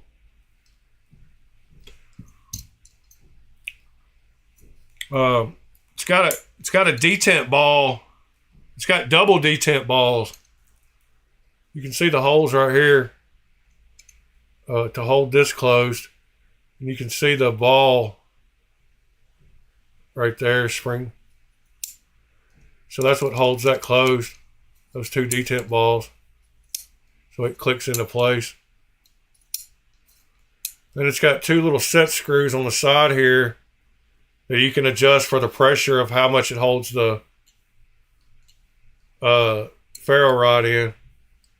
And I don't necessarily like this tiger stripe ano, but pretty cool. The detent balls and the little set screws with a good touch. Yeah.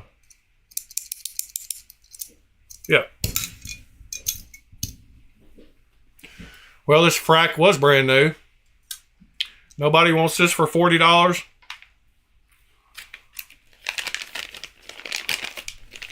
I think they're $70 on Amazon. You can have it for $40 shipped. Brand new, never been used.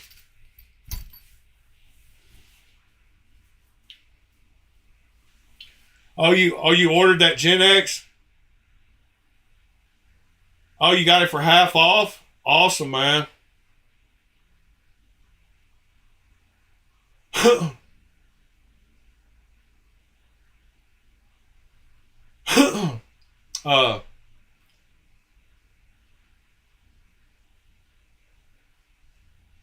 Yeah.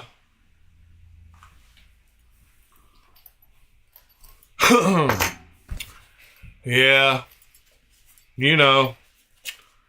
Gotta be a reason I'm selling it, huh?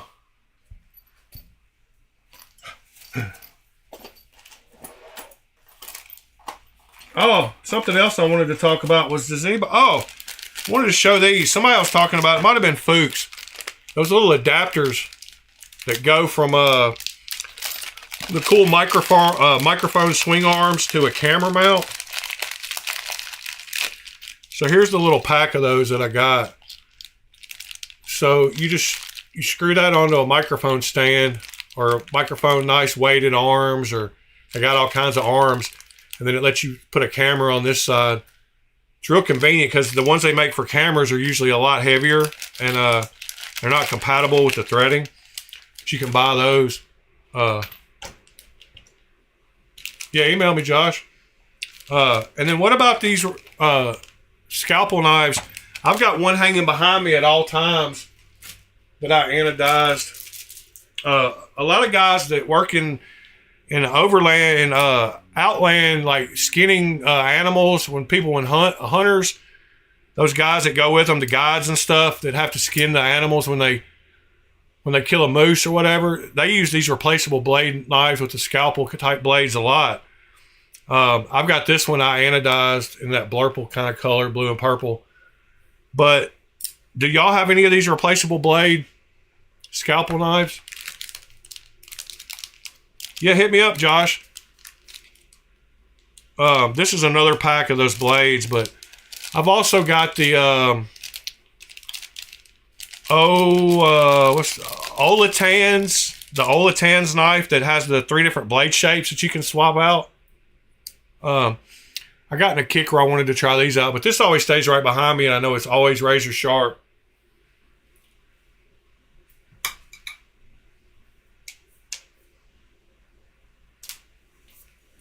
Oh, nice. Yeah, being up north, man. Especially one of y'all said you were in Canada. I imagine you hunt a ton. This is actually the little scalpel that I bought to cut those squares out on that case. I bought one of these from Amazon to use because I wanted one that was super thin to go down between those squares. And I actually used this one because it's thinner. But these little scalpels is what I use to cut those squares out of that case. Because when you pluck them, they don't come out as clean as if you kind of like pre-score them and cut them a little bit.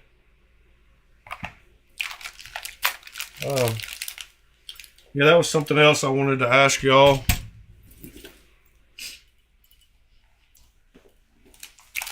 I keep those handy, like in this drawer in front of me, along with all kinds of random other stuff. There's a 256 gigabyte micro SD card and some 90 degree USB-C to C adapters. Like, no telling what you'll find in this drawer. Oh, that reminds me, there's something else in the back of this drawer that I bet y'all didn't know existed. I am a gadget guy supreme. I've got every new gadget as it comes out. Oh, there's another cool one of those lights. I've got every gadget way before. I've always been that way.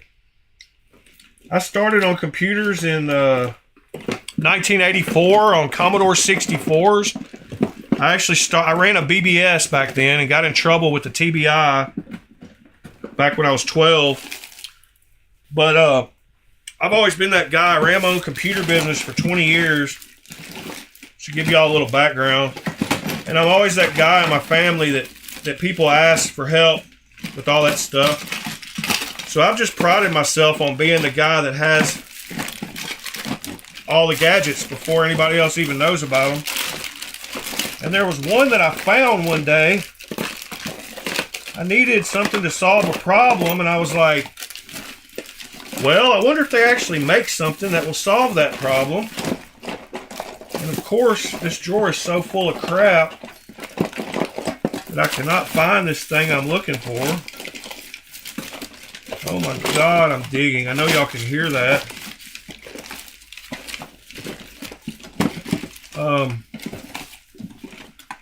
Dang it. Oh, here it is. All right, so check this out. See if y'all, tell me if y'all knew this existed. Y'all know what this is?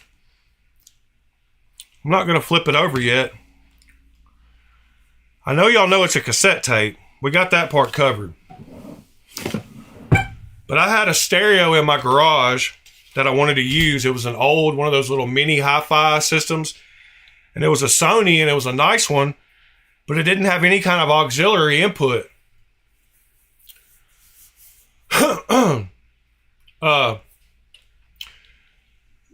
So I needed a way to get auxiliary in. It is not a cassette nor a stash box.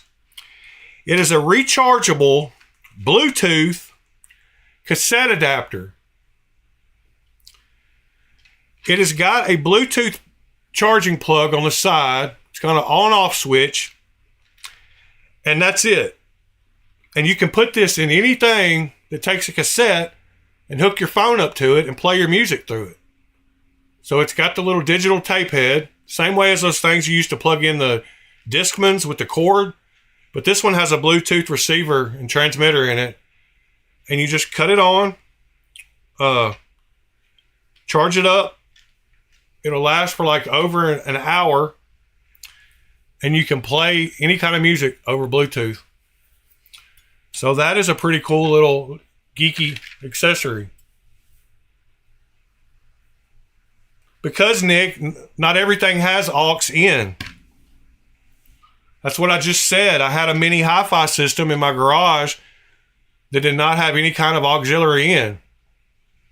So this is the only way to get sound into that stereo. Yeah, I get all that, man. I know how to do all that. This is above and beyond that. They sell these everywhere. Just put in Bluetooth cassette adapter. But they'll work in cars too, that like old school cars, Nick. Like if it's just got a tape player in a car, if you got an old hot rod, you can plug this in your old tape deck.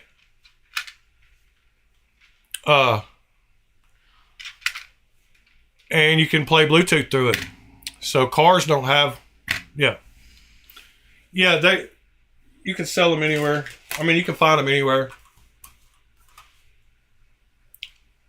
I thought that was a cool little tech thing that I should have known about that I didn't know about. Yeah, just I'm sure I got this one on Amazon just because when I thought about it, I was like,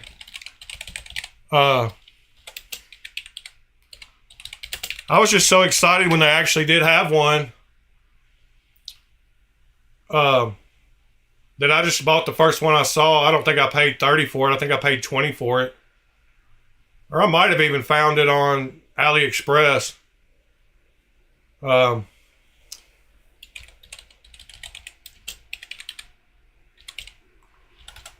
can't even type.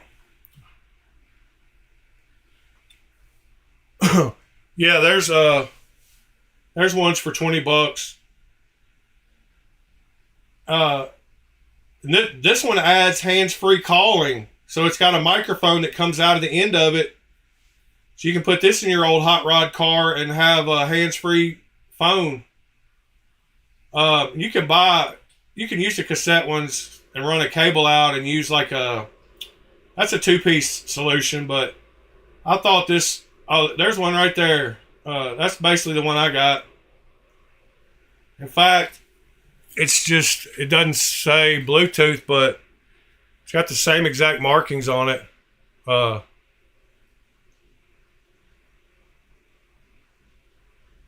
You can see this one it's even got the on-off on it. Yeah, I miss Radio Shack too, man. Brand New American. Because Radio Shack would have had those for sure.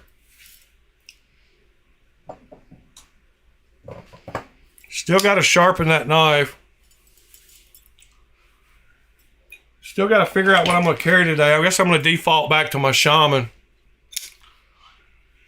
If I can't figure out what else I want to carry, this goes in the pocket. All right, man. We've been at it for 2 hours and 10 minutes today. I got to get out of here.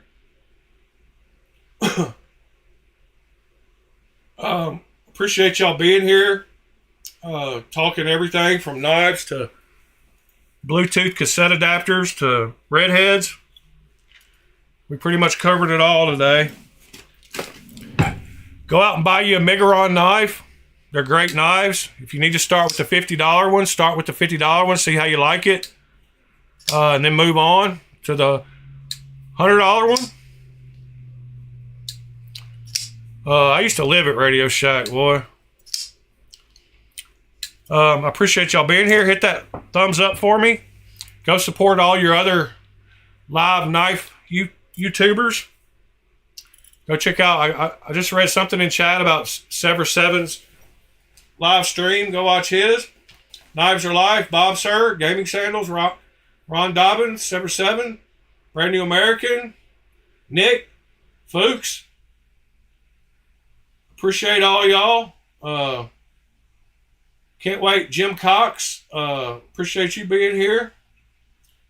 Can't wait till y'all get to win a knife or two next week. Josh, hit me up about that knife if you want it. Let's see. Who else? I don't know. I think that's about it for today.